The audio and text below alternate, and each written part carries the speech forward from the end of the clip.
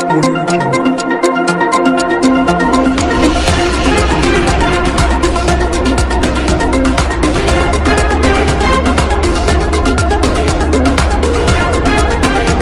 आदमी पार्टी के पंजाब मामलों के सहप्रभारी राघव चड्ढा ने कांग्रेस पर दलित वोट के लिए मुख्यमंत्री चन्नी का इस्तेमाल करने का आरोप लगाया। सोमवार को मीडिया को संबोधित करते हुए चड्ढा ने कहा कि कांग्रेस ने उम्मीदवारों की पहली लिस्ट में पंजाब में अपने सभी बड़े नेताओं के परिवार के सदस्यों और रिश्तेदारों को टिकट दी, लेकिन मुख्यमंत्री चन्नी के भाई की टिकट काट दी। इससे साबित होता है कि कांग्रेस ने दलित समुदाय के वोट के लिए चन्नी को यूज एंड थ्रो किया।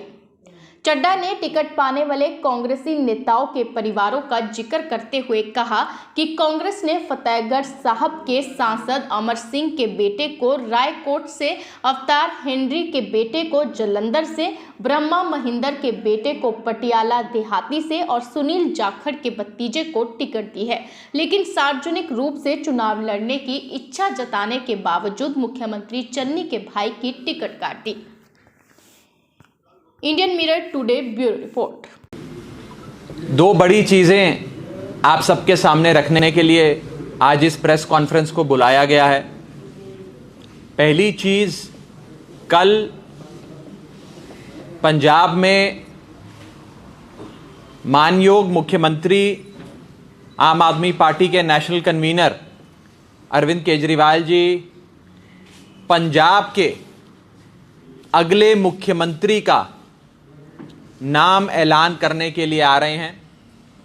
कल जनता से, लोगों से, आम इंसानों से राय शुमारी करने के बाद आम आदमी पार्टी आपका अगला, पंजाब का अगला मुख्यमंत्री कौन होगा उसका नाम ऐलानेगी। आम आदमी पार्टी का 2022 के इलेक्शंस का, 2022 इलेक्शंस का सीएम फेस, सीएम कैंडिडेट कौन होगा उसके नाम की ऑफिशियल अनाउंसमेंट, औपचारिक घोषणा कल मुख्यमंत्री अरविंद केजरीवाल जी करेंगे। जिस लम्हे का आप सबको बड़ी बेसब्री से इंतजार था, हम सबको इंतजार था, हम सब जानना चाहते थे कि कब इन रिवायती पार्टियों से छुटकारा मिले और हमारे प्यारे सूबे पंजाब का अगला सीएम कौन होगा उसका नाम ऐलाना जाए। वो कल माननीय मुख्यमंत्री जी पंजाब की धरती पे आके, गुरुओं की इस धरती पर आकर करेंगे। आज की प्रेस कॉन्फ्रेंस का दूसरा इंपॉर्टेंट टॉपिक, कांग्रेस की पहली लिस्ट आ गई और कांग्रेस की पहली लिस्ट में भाई भतीजावाद, डायनेस्टिक पॉलिटिक्स, बड़े बड़े नेताओं के बेटों को, भाइयों को टिकट देने का एक फैशन नजर आया, जिसमें फतेहगढ़ साहब के member of parliament Amar Singh ji के बेटे को रायकोट से कांग्रेस की टिकट मिली, अवतार हेनरी साहब के बेटे को जालंधर से टिकट मिली, ब्रह्म मोहिंद्रा साहब के बेटे को पटियाला देहाती से टिकट मिली। कई सारे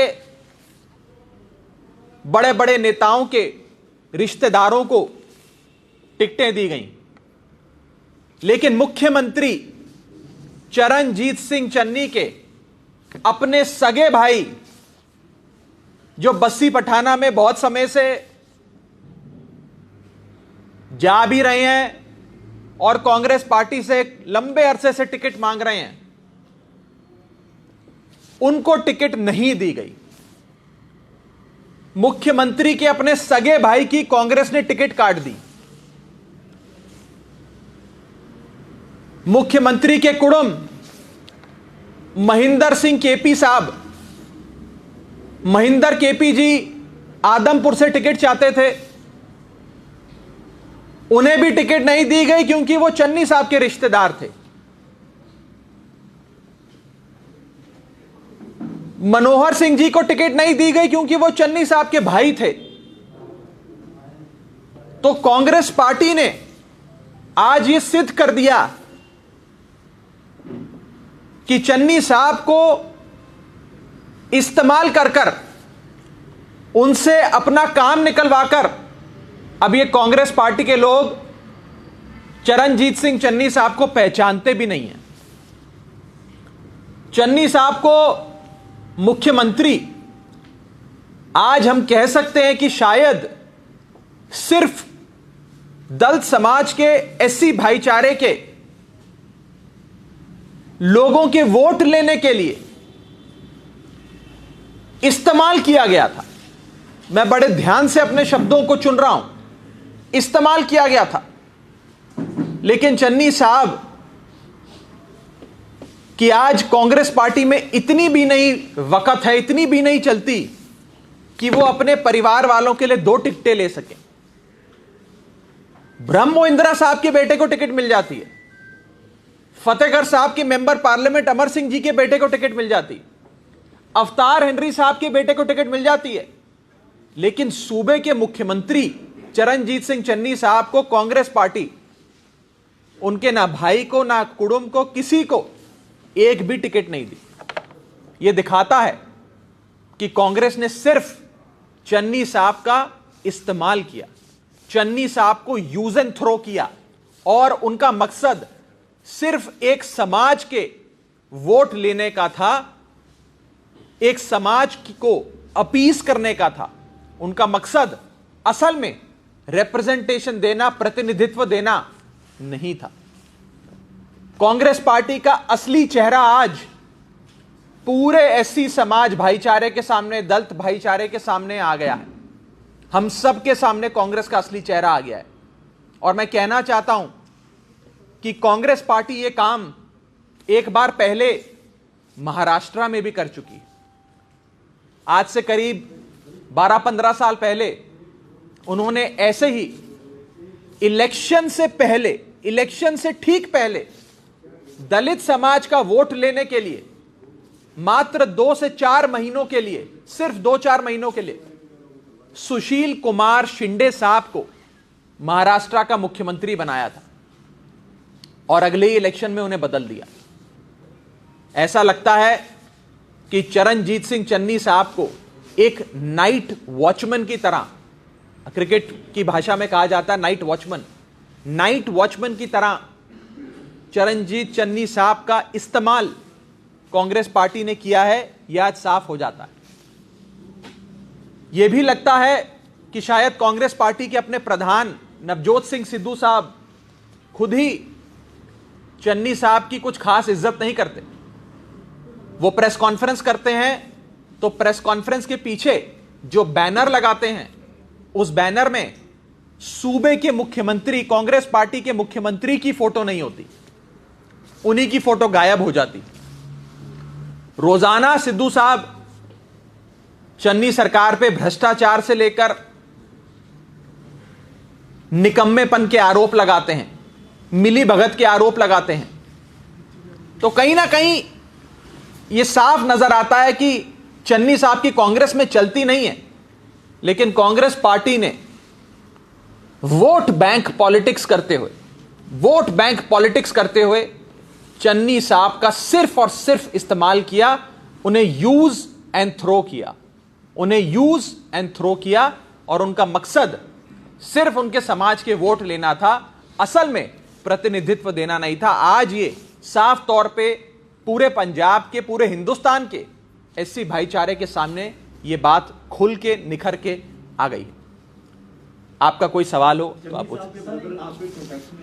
नहीं, हमारे कांटेक्ट में नहीं है, ना चन्नी साहब के भाई हमारे कांटेक्ट में है, ना चन्नी साहब के कुटुंब हमारे कांटेक्ट में है, ना चन्नी साहब खुद हमारे कांटेक्ट में है। हमारे कांटेक्ट में कोई नहीं। मैं उस पर आता हूं, आई आंसर दैट।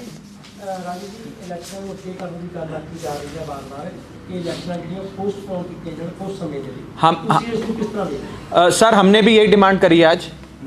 हमारी पार्टी के प्रधान सरदार भगवंत मान साहब ने इलेक्शन कमीशन से अपील करी है कि इलेक्शंस को कुछ दिनों के लिए आगे बढ़ाया जाए और लोकतंत्र में, डेमोक्रेसी में सबको वोट देकर अगली सरकार चुनने का अधिकार है। एक रिलीजियस फेस्टिवल के चलते अगर एक बहुत बड़ा समाज वोट नहीं डाल पाएगा, उसे सूबे के बाहर जाना पड़ेगा, तो वो वास्तव में एक डेमोक्रेटिक एक्सरसाइज नहीं होगी। मान साहब ने, आम आदमी पार्टी ने, हम सब ने ये मांग करी है इलेक्शन कमीशन से कि इलेक्शंस को कुछ दिनों के लिए आगे बढ़ाया जाए। राघव जी, ये आंशु बंगन का क्या मामला है कि उन्होंने आपके पार्टी के उम्मीदवार से आप पर आरोप? मुझे अभी प्रेस कॉन्फ्रेंस में आने से पहले ही ये बात पता लगी है, मैं अभी सारी जानकारी ले नहीं पाया हूं। जानकारी लेने के बाद इस पे डिटेल में अपनी बात रखूंगा, लेकिन कहीं ना कहीं ये नजर आता है कि एक बहुत ही गंदा खेल, एक षड्यंत्र कुछ लोग हमारे खिलाफ रच रहे हैं